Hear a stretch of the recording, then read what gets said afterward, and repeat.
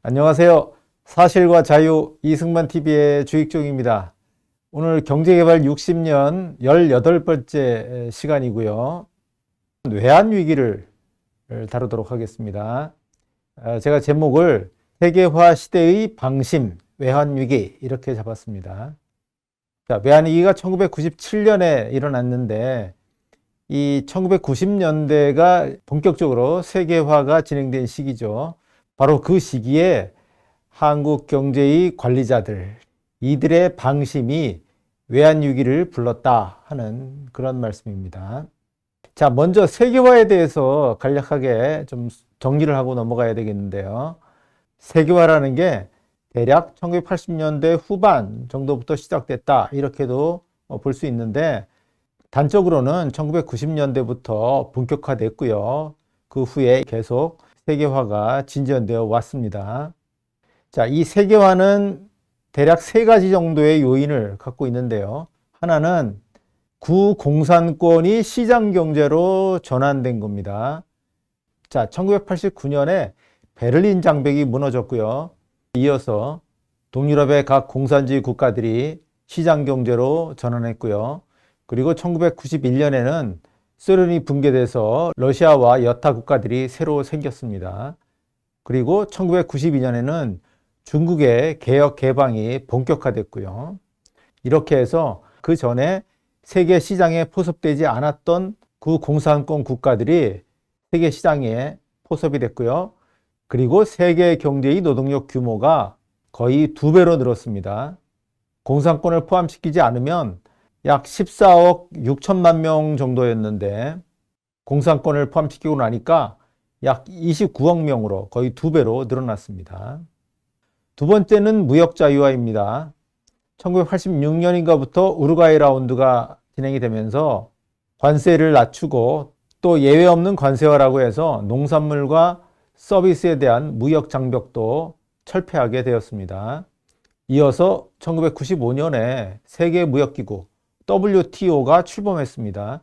이 WTO는 하나의 무역기구고 이 무역기구가 무역협정을 위반하는 나라들에 대해서는 제재를 가할 수 있게 되었습니다.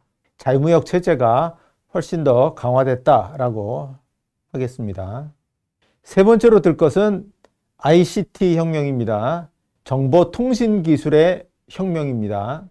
퍼스널 컴퓨터는 1980년대에 나왔지만 그것이 본격적으로 보급된 것은 1990년대입니다.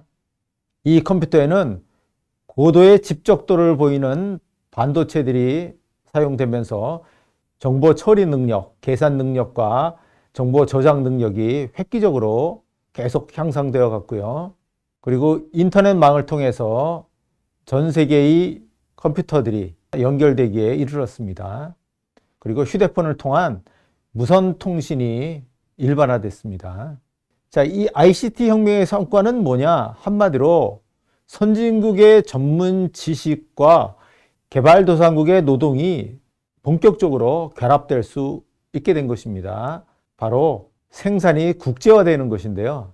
자, 제조업의 생산 단계가 여러 단계가 있잖아요. 그런데 그 각각의 생산 단계가 국제적으로 분산이 되는 거예요. 그래서 이거를 생산의 조각화라고도 부릅니다. 이를 통해서 세계의 가치 사슬이 형성된다라고도 합니다. 미국, 일본, 한국, 대만, 중국 각각에서 생산된 부가가치가 하나로 통합돼서 휴대폰의 부가가치가 되는 거죠. 밸류 체인. 그러니까 이 각각의 부가가치가 하나의 사슬처럼 연결돼 있다 하는 얘기입니다. 그래서 글로벌 밸류 체인, 세계의 가치 사슬이 만들어졌다라고 합니다. 자, 이 세계화의 결과로 나타난 가장 두드러진 변화는 뭐냐? 세계 제조업에서 선진국의 비중이 줄어들고 신흥공업국의 비중이 증가하는 겁니다. 자, 지금 보시는 이 그래프는 세계 제조업 점유율이 어떻게 변했나 하는 것을 보여주는데 세계를 세 그룹으로 나눴어요. G7, 미국, 일본, 독일, 영국, 프랑스, 이탈리아, 캐나다. 우리가 알고 있는 대표적인 선진국이죠. 이 7개 나라의 제조업이 세계 전체 제조업 생산에서 차지하는 비율이 어떻게 되느냐 하는 것을 지금 보인 거고요. 그 다음에 나머지 세계의 국가들을 크게 두 그룹으로 나눕니다. 1990년부터 2010년까지 20년이죠. 이 사이에 세계 제조업 생산에서의 점유율이 0.3%포인트 이상 증가한 나라들이 6나라예요. 중국, 한국, 인도, 인도네시아, 태국, 폴란드 이렇게 6나라인데 이것을 Industrializing 6 이렇게 해서 신흥공업화 6개국 이렇게 범주할 수 있습니다. 그 나머지는 기타 국가 이렇게 세 그룹으로 나누면 1990년에 이 G7의 점유율이 65%, 6% 이렇게 거의 3분의 2에 달했었는데 이것이 47%, 8% 이렇게 뚝 떨어집니다. 이 떨어진 점유율은 누구에게 갔느냐? 이 I6에 갔어요. 6나라. 중국, 한국, 인도, 인도네시아, 태국, 폴란드. 이 중에 점유율을 가장 크게 늘린 나라는 물론 중국이겠죠. 그런데 어쨌든 이 6나라를 합치면은 이 G7의 점유율이 하락한 것만큼 이 I6의 점유율이 커졌다고 하는 거고요. 그 다음에 기타 국가는 점유율에 큰 변동이 없습니다. 그러니까 세계 제조업에서 선진국의 비중이 줄고 그만큼 소수의 신흥공업국이 그 점유율을 가져갔다 하는 겁니다. 어쨌든 이것이 세계화의 가장 두드러진 결과 중 하나다라고 하겠습니다. 자, 그러면 이 세계화의 첫 10년간, 1990년대에 한국 경제에는 어떤 변화가 일어났을까요? 자, 먼저 수출을 살펴보면 수출 증가세는 여전했다라고 하겠습니다. 지금 이 막대 그래프가 수출액의 변화인데요. 이 한 눈금이 500억 달러입니다. 우리나라 수출이 1994년에 1000억 달러에 육박했고 1995년에는 1000억 달러를 훌쩍 뛰어넘었다는 것이 되겠습니다. 1986년, 87, 88년 이렇게 3조 호황기에 수출이 크게 늘어났죠. 그런데 89년, 90년에는 수출이 주춤했어요. 거의 안 늘었습니다. 그랬다가 다시 91년, 92, 93, 94 이렇게 계속 늘어났어요. 특히 94년, 95년에 아주 크게 늘어났습니다. 이 수출 증가 품목 중에 대표적인 것은 오늘날 한국의 최대 수출품이라고 할 수 있는 기계, 그러니까 전기, 전자류를 포함한 기계, 그리고 운수 장비입니다. 기계와 운수 장비 중심으로 1990년대 수출이 획기적으로 늘었고요. 이렇게 수출이 늘어나게 된 데는 엔고의 반사 이익도 있었습니다. 일본의 수출이 주춤하는 사이에 한국이 수출의 증가를 맛보게 되었다고 하는 것입니다. 그런데 수출이 이 시기에 경제 성장의 견인차 역할을 하지는 못했습니다. 자, 견인차라는 게 끌고 가는 거잖아요. 이 시기에 수출이 한국 경제의 성장을 끌고 가지는 못했다 하는 겁니다. 이거는 우리나라 GDP에서 수출 비중의 추이를 보면 알 수 있다 하는 얘기인데요. 자, 이 그래프에서 까만 점선은 뭐냐면 GDP 중에 수출의 비중이에요. 그러니까 1985년에는 GDP 중에서 수출이 10%를 좀 넘었다 이런 얘기입니다. 그런 것이 86년, 87년, 또 88년 해서 수출이 급증하면서 이 비중이 커집니다. 15%까지 커져요. 그랬다가 아까 봤지만 89년에서 90년은 수출이 주춤했잖아요. 그런데 이 시기에도 경제 성장은 진행이 됐고 오히려 수출 비중이 내려갑니다. 내려갔다가 이 1987년, 88년에 수출 비중을 회복하는 것이 1994년이고요. 95년, 96년에 가면 과거에 수출 비중의 최고치도 돌파하게 됩니다. 그러면 이 90년, 91년, 92년, 93년 이런 이 시기에는 국민 경제에서 수출이 차지하는 비중이 한 12, 3% 이 정도에 계속 머무르고 있는 거고요. 따라서 이 시기에 수출이 경제 성장을 밀어 올렸다 또는 끌어올렸다라고 할 수는 없겠습니다. 자, 그렇다면 이 시기에 경제 성장을 이끈 것은 뭐냐? 그것은 투자입니다. 지금 보시는 이 파란색 점선은 GDP 중 투자의 비중이에요.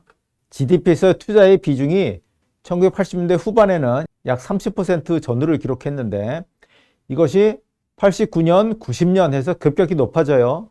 1990년대 초에는 40%에 육박합니다. 그리고 살짝 낮아졌다가 다시 높아져서 1995년, 96년에는 43% 가까이 육박하게 됩니다. 1990년대에는 한국 경제에 엄청난 투자 열기가 있었다라고 하는 것을 알 수가 있습니다. 자, 그래서 저는 한국 경제에서의 1990년대는 투자의 시대다라고 부르고 싶습니다. 삼성경제연구소에서 낸 책에는 이것을 투자 르네상스라고도 불렀습니다. 르네상스라는 것이 뭐 재생, 부흥 이런 뜻이잖아요. 투자가 다시 살아난, 투자의 재생이 이루어진 시기다, 뭐 이런 뜻이 되겠습니다. 자, 투자는 크게 두 가지로 구성이 됩니다. 건설 투자와 설비 투자입니다. 지금 보시는 이 그래프는 건설 투자와 설비 투자의 동향을 보인 것인데, 각각의 건설 투자액과 설비 투자액을 GDP로 나눈 겁니다. GDP 중에서 건설 투자가 차지하는 비중, 설비 투자가 차지하는 비중을 나타낸 것인데, 건설 투자의 비중이 매우 큽니다. 파란 점선으로 표시한 것인데요. 1980년대 후반에는 20%대를 좀 넘었다가 89년, 90년에서 급격히 높아져서 이후 90년대는 거의 30%에 육박했습니다. 설비 투자의 비중은 1980년대 후반에는 한 7%, 8% 이렇게 높아지는 수준에 있다가 90년경 와서는 10% 수준으로 높아졌고요. 95, 96에는 약 12% 정도 수준까지 올라갔습니다. 그러니까 설비 투자의 비중은 1980년대 중엽부터 1990년대 중엽까지 거의 일관되게 꾸준하게 상승했다라고 하겠고요. 이 건설 투자의 비중은 1990년을 전후해서 급격히 높아진 후에 약 30% 못 미치는 수준에 머물렀다라고 하겠습니다. 자, 그렇다면 1980년대 말부터 건설 투자는 왜 이렇게 화랑을 보였을까요? 바로 주택 투자 때문입니다. 1988년부터 1992년까지 5년간 200만 호 주택 건설 사업이 시행이 됐어요. 자, 1987년에 우리나라에 있던 주택 수가 모두 645만 호입니다. 여기에다가 200만 호를 5년 사이에 짓는다고 하면 엄청나게 공급이 이루어지는 겁니다. 자, 1987년인데 그 전에 3년간은 어떠냐? 85년, 86년, 87년에서 연간 30만 호 이하가 건설이 됐어요. 85, 86, 87년 동안에는 주택가격이 안정을 보였는데요. 그런데 88년부터 주택가격이 상승하기 시작합니다. 1년 동안 13.6%나 상승했고요. 89년에 무지막지하게 올랐습니다. 1989년에 전국의 주택가격이 38.6%나 올랐어요. 서울에 있는 아파트들은 1989년 한 해에 50%도 넘게 뛰었습니다. 자, 왜 이렇게 주택가격이 폭등하느냐?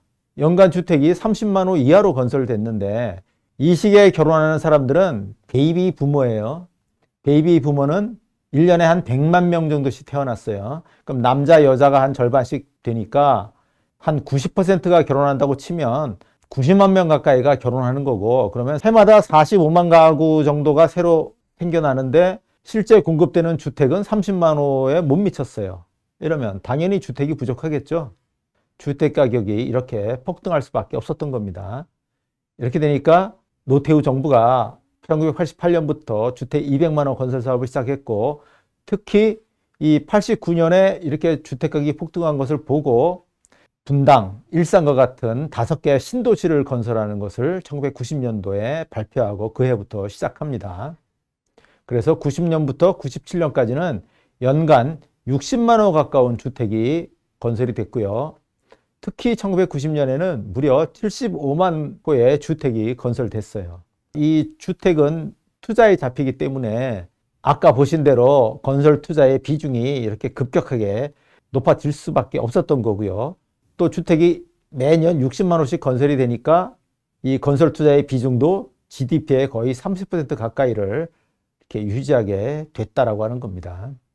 어쨌든 이 시기에는 건설 투자가 이런 투자의 급증을 이끌었다고 할 것인데, 설비 투자의 비중이 꾸준하게 높아졌어요. 이거는 건설 투자의 증가만큼 설비 투자도 계속 늘어났다.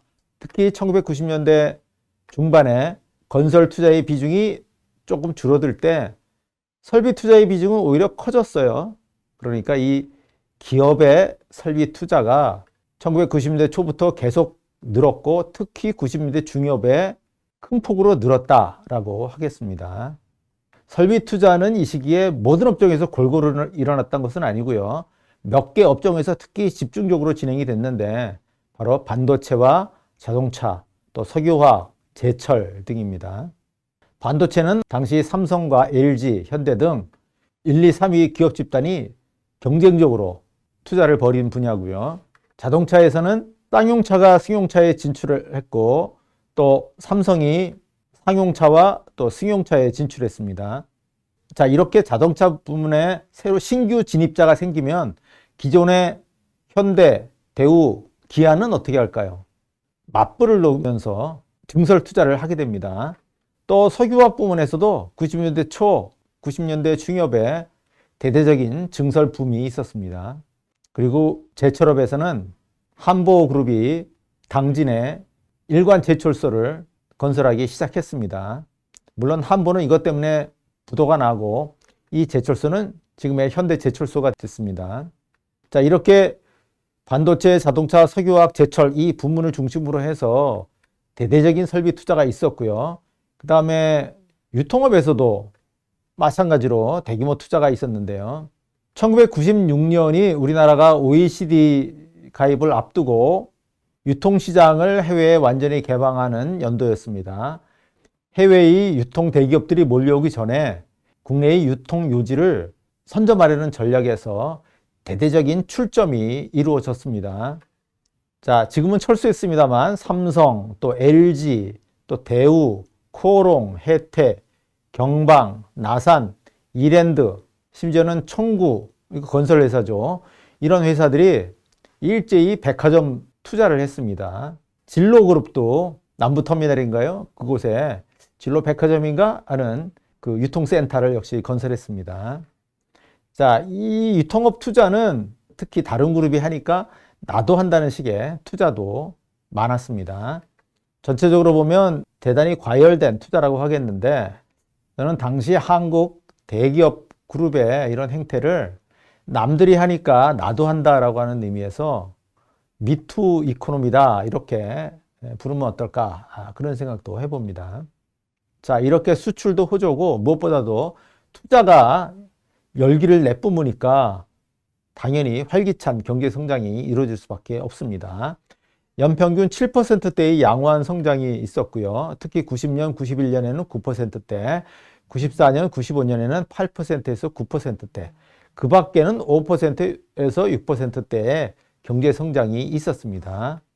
그 결과로 1인당 국민소득이 드디어 1만 달러를 돌파하게 돼요. 그게 94년입니다.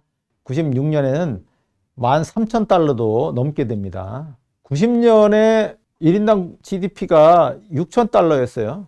4년 만에 4,000달러 넘게 증가한 겁니다.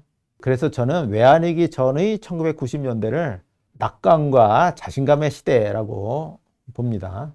자, 특히 반도체 회사가 아주 고수익을 올렸어요. 1995년에 매출액 순이익률이 30 내지 40%에 달합니다. 자, 기업이 1,000원어치를 팔아서 사실 100원만 남겨도 아주 장사를 잘하는 건데 이 95년도에 우리나라 반도체 회사들은 1,000원어치를 팔면 300원에서 400원이 순이익이었어요. 삼성전자가 1995년에 최초로 2조 5천억 원대라는 어마어마한 수익을 올립니다. 자, 기업 실적이 이렇게 개선이 되니까 주가가 상승하고요. 그래서 1995년에 주가 지수가 1000을 돌파합니다. 1980년대 말에 즉 3조 호황과 서울올림픽을 배경으로 해서 주가가 상승해서 1989년 초에 1000포인트를 찍었다가 그 후에 내리막을 탔습니다. 한 6년 만에 다시 주가지수 1000을 돌파를 했습니다.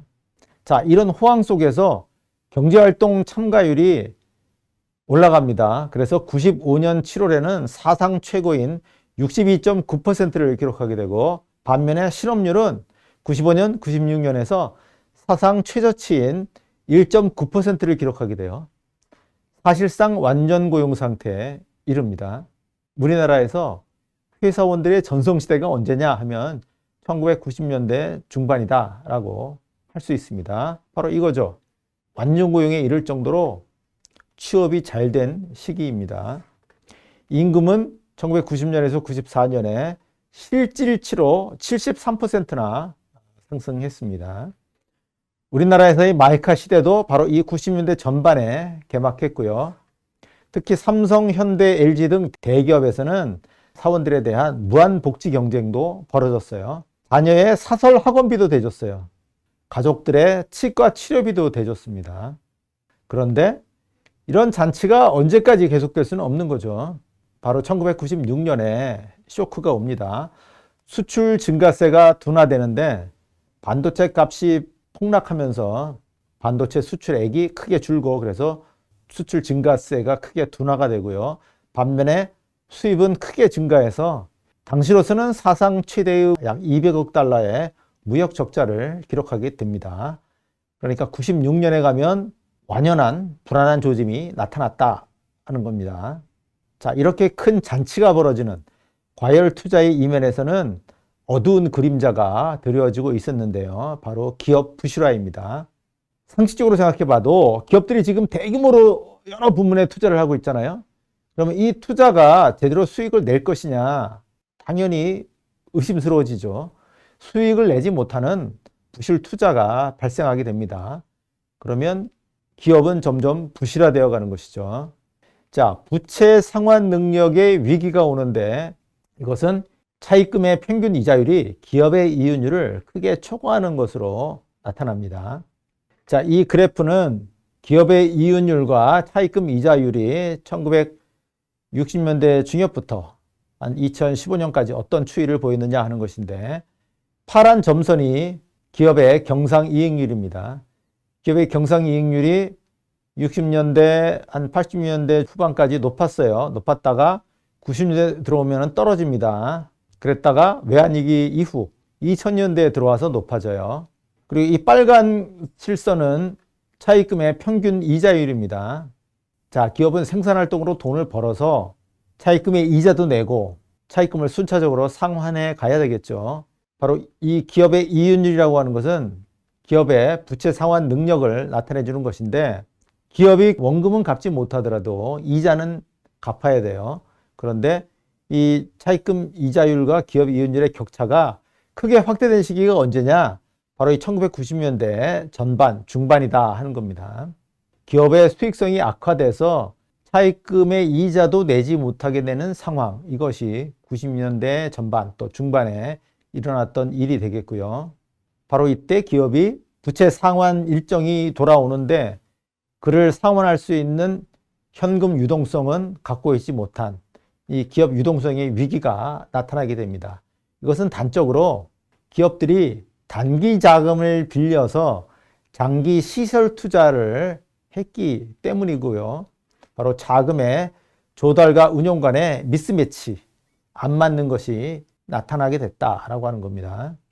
이건 무슨 말씀이냐면, 자, 1996년인가에 우리나라가 OECD 가입을 했는데, OECD 가입을 하려면 특히 자본시장을 개방해야 됩니다. 그리고 자본거래를 자유화해야 되는데, 당시 김영삼 정부가 단자사에서 전환한 종합금융사의 설립을 남발을 했어요. 종금사가 6개였던 것이 30개로 늘어납니다. 자, 자본거래가 자유화되니까 외국인 증권 투자, 외국인 주식 투자가 늘어납니다. 1994년에서 96년에 430억 달러의 외국 자금이 주식 투자 자금으로 들어왔어요. 97년 1월부터 9월 사이에도 144억 달러가 새로 들어왔습니다. 반면에 우리나라의 금융기관과 기업들은 해외에서 차입을 했습니다. 우리나라 은행과 정금사가 주로 동남아 금융시장에서 일본은행으로부터 일본 자금을 차입했어요. 그 결과 해외 채무가 크게 늘어나는데 1994년 말에 해외 채무액이 한 900억 달러였었는데 97년 9월에 가면은 1,700억 달러가 넘게 됩니다. 즉 3년도 안 되는 사이에 800억 달러 이상 해외 채무가 늘어났다고 하는 겁니다. 해외 채무가 이렇게 늘어난 데에는 해외 투자자의 한국 경제 호평도 있었습니다. 해외 투자자가 한국 경제를 아주 좋게 보고 있는 거예요. 국제 신용평가 회사들이 한국 경제의 신용 등급을 아주 높게 봅니다. AA 등급으로 아주 좋게 봐요. 이렇게 한국 경제를 호평하니까 외국인의 우리나라 주식 투자도 이렇게 늘어나고 또 우리나라 금융기관도 해외에서 아주 쉽게 차입할 수가 있었습니다. 그런데 이렇게 빌린 돈들이 되게 단기 차입이다 하는 겁니다. 이 1997년 9월에 해외 채무 1,700억 달러 중에서 단기 차입액이 장기 차입액보다 더 큽니다. 왜 단기 차입 위주로 하느냐? 단기 차입은 금리가 낮잖아요. 그러니까 우리나라 은행과 정금사들이 싼 자금을 빌려서 국내 기업에 대출을 해주는 거예요. 고금리를 받고. 그러면 큰 이익을 얻을 수 있으니까. 바로 이것 때문에 기간 미스매치가 발생했습니다. 은행 정금사가 해외에서 단기로 빌려서 기업에는 장기 대부를 한 거. 여기에 가장 심각한 문제가 있었다라고 하는 겁니다. 그런데 1997년 가을에 이 외채 지급 불능 사태가 일어납니다. 조짐은 그해 초부터 안 좋았어요. 대기업의 연쇄 부도가 있었습니다. 한보그룹이 1월에 부도가 났고 산미가 3월, 진로와 대농이 4월, 그리고 기아그룹이 7월에 부도가 났어요. 다른 그룹과 달리 기아는 당시 재계 7위입니다. 이것이 한국 경제의 신뢰도를 아주 크게 떨어뜨렸습니다. 그런데 설상가상이죠. 안 좋은 일이 겹치는 건데 동남아의 외환위기가 7월 이후에 일어납니다. 동남아 국가들은 당시 한국을 뒤따라서 대규모로 중화공업 투자를 하고 있었고요. 특히 외국 자금을 빌려서 중화 투자를 했습니다. 그러면서 이 동남아 국가들은 경상수지 적자가 누적이 됐는데 당시 일본은 금융위기를 겪고 있었고요. 이 금융위기 때문에 동남아에서 일본계 자금이 대거 회수됐습니다. 동남아 국가들이 외환위기에 빠지니까 여기에 국제 투기자본도 가세를 하게 됩니다. 그래서 태국 바트화, 또 인도네시아의 링깃화, 이런 동남아 통화가 폭락하고 이 국가들은 외환위기에 빠지게 됩니다. 이것이 가을에 홍콩을 거쳐서 서울까지 상륙하는 겁니다. 10월에 홍콩과 서울 등 아시아 주식시장에서 주가가 폭락했고요. 유명한 보고서가 있어요. 11월 5일에 홍콩의 페레그린 증권의 보고서가 나오는데 제목이 이거예요. Get out of Korea right now. 당장 한국에서 나와라. 당장 한국에서 주식을 팔고 나와라 하는 거였습니다. 자, 11월에 만기가 도래하는 채권들이 무차별로 회수가 되면서 우리나라에 있던 외환보유고가 거의 바닥이 났고요. 당시 한국 정부가 일본 정부에 자금 지원을 요청했는데 일본 정부가 자금 지원을 하지 못하도록 미국 정부가 막았습니다. 결국 11월 21일에 우리나라 정부가 국제통화기금에 구제금융 신청을 하게 됩니다. 우리가 이제 외환위기라고 부르고 흔히 IMF 사태라고도 부르는데 바로 외환위기가 1997년 11월에 일어났다라고 하는 겁니다. 자, 우리나라의 외환위기가 왜 일어나게 됐느냐와 관련해서는 근본 요인론이라는 설명과 자기 실현론이라고 하는 설명이 있습니다. 이 근본 요인론은 한국 경제에 정말 심각한 문제가 있었다. 중복 과잉 투자가 이루어졌고 기업과 금융이 부실화됐고 정책도 잘못했고 이게 패거리 자본주의, 크로니 캐피탈리즘이라 그래가지고 이 경제 시스템이 총체적으로 문제가 있었기 때문에 일어난 것이다 라고 하는 설명이 되겠는데 이건 IMF와 미 정부의 입장이에요.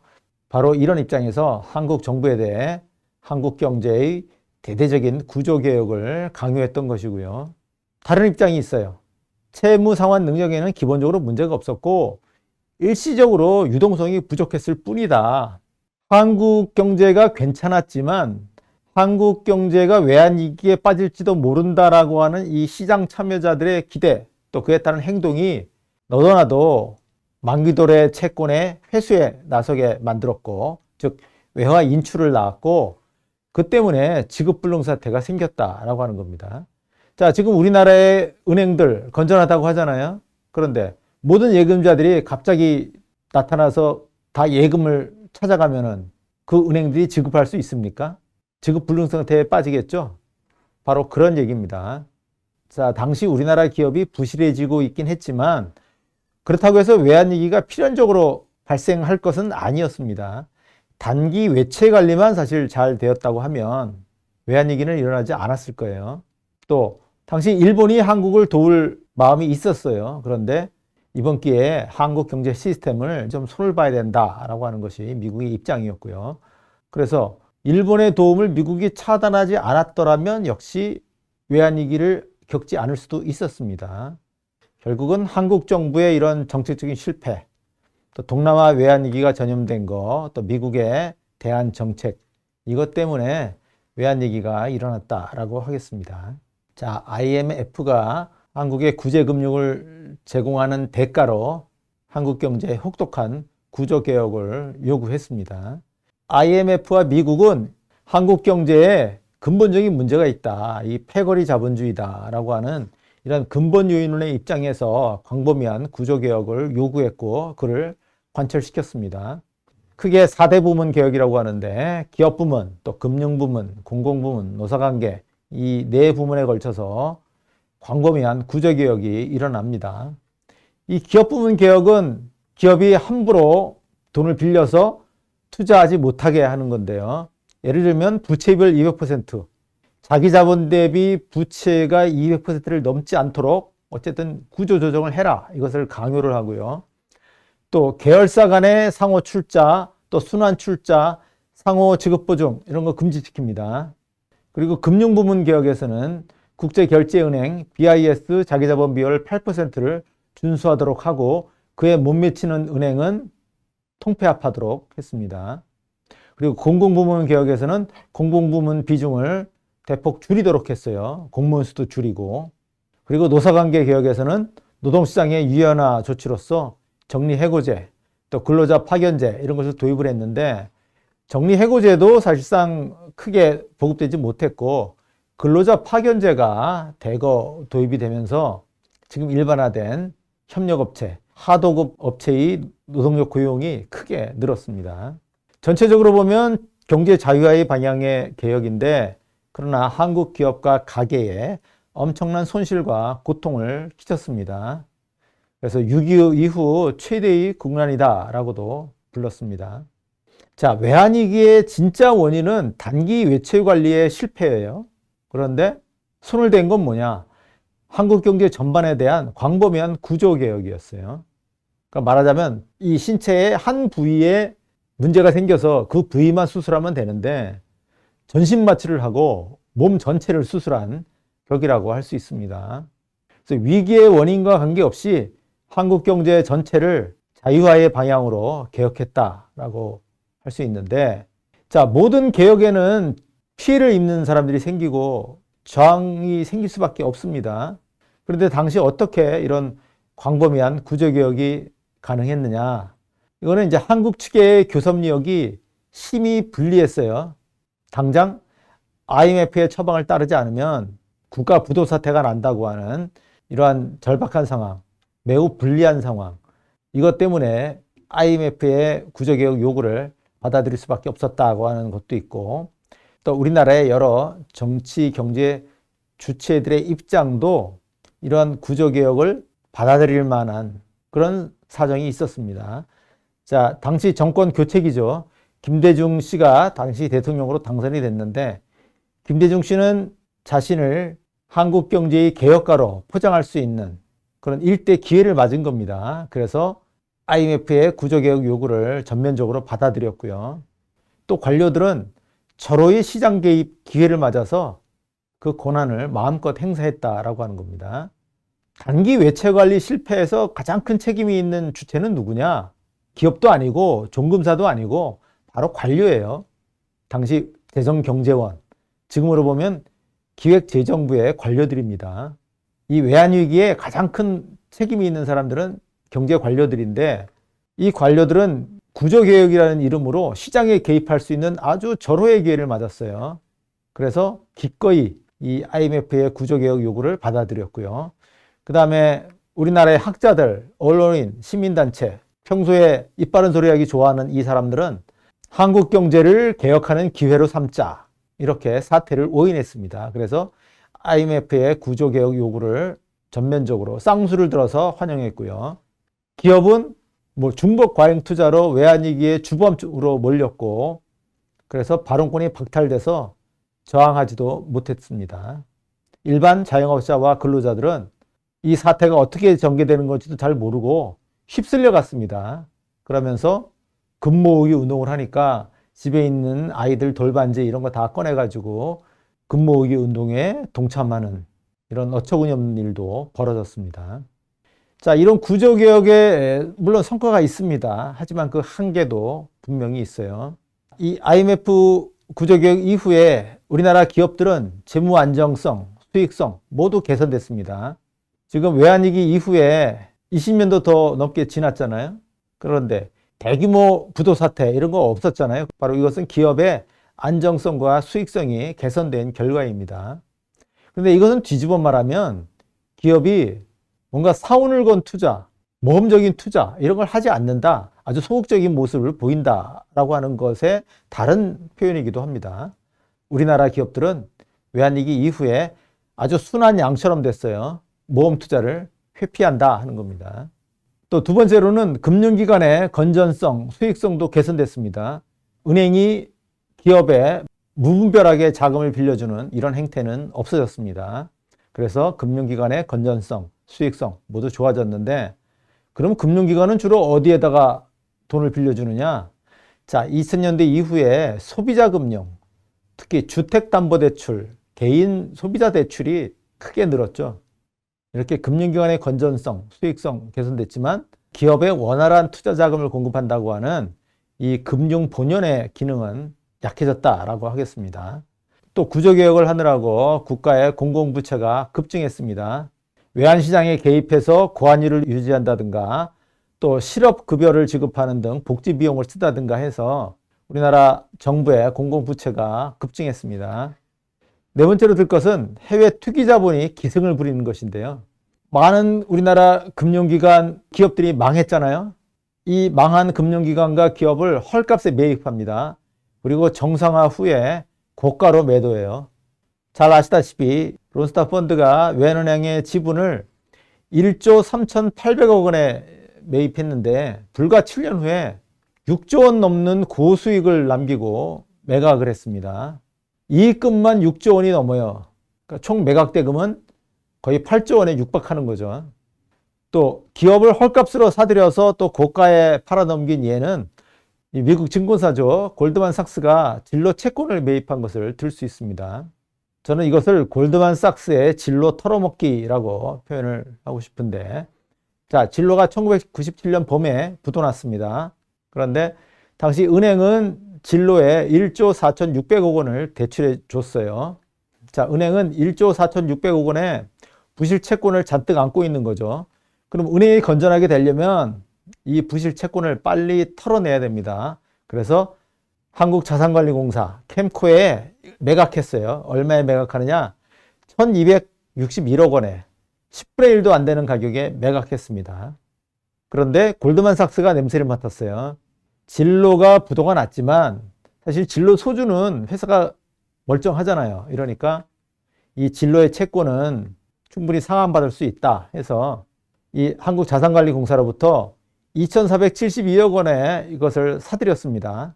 한국자산관리공사는 은행에서 1,261억 원에 산 것을 2,400억 원에 팔았으니까 100% 이익을 본 거죠. 이 골드만삭스는 그리고 나서 이 진로로부터 3년간 연 7%의 이자를 지급받았습니다. 1조 4,600억 원에 대해서 연 7%면은 1년에 한 1,000억 원씩 되잖아요. 그럼 3,000억 원을 이자로 받았어요. 그러면 이자만도 벌써 자신의 투자 자금을 넘게 받은 거죠. 거기에 2005년에 이 진로가 하이트그룹에 인수될 때 1조 5천억 원 넘게 이 채권에 대해서 상환을 받았습니다. 그러면 2,400억 원을 들여가서 1조 5천억이 넘는 그런 약 6배의 순이익을 남긴 것이 되겠습니다. 그리고 마지막으로 볼 것은 바로 중산층의 붕괴입니다. 그 전까지는 우리나라 기업들이 대대적으로 투자를 하면서 중산층이 계속 부풀어 올랐어요. 그랬다가 많은 기업이 망하고 또 기업들이 구조조정을 하고 사람들을 적게 뽑고 이러면서 많은 실업자들이 생기고 그 결과 중산층이 붕괴됐습니다. 그 영향이 오늘까지도 지속되고 있다고 하겠습니다. 네, 오늘 이렇게 해서 세계화 시대의 방심 결과로 외환위기가 일어난 과정에 대해서 그 결과에 대해서 살펴봤습니다. 장시간 경청해 주셔서 감사합니다.